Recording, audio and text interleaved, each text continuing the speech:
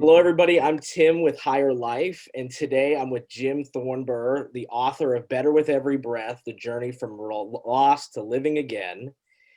And Jim, thank you so much for being with me today. Oh, thank you for having me. It's an honor. Thank you. So we're here to discuss this book to get people to have an insight into what this book is about and really your motivation for writing it. So can you explain a little bit about the book and why you wrote it?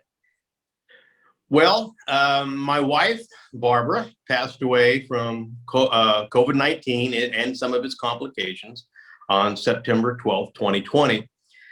And the book is a result of how I have processed and dealt with the grief of losing your soulmate, your best friend.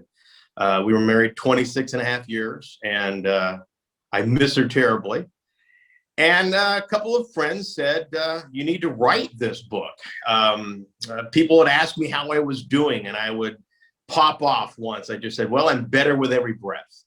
And it tells people that I'm healing, but I'm not there yet.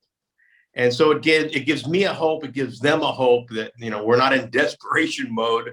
I'm looking to God and his goodness. So I didn't really want to write it, but a couple of friends said, you really need to put down on paper. You need to write another book. This is my second one.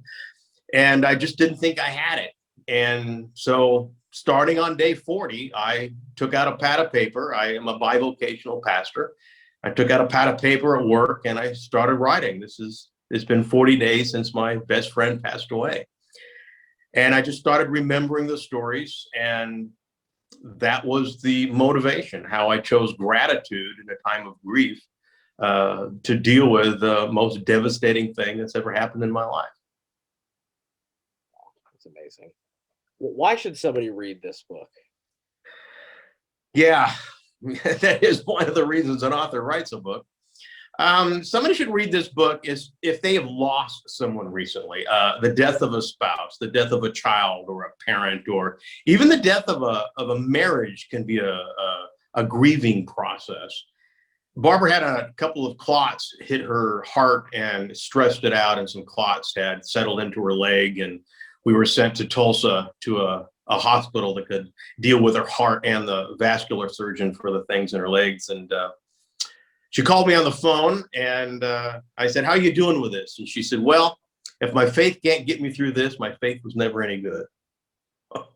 Whoa, that's the beautiful woman I married.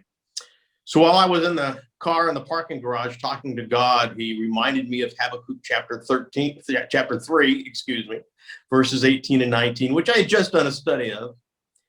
And Habakkuk gets the news that they're going to be destroyed by the Babylonians. And Habakkuk says, everything's going to go away, but yet I shall rejoice in my sovereign Lord. And that's what I chose to do.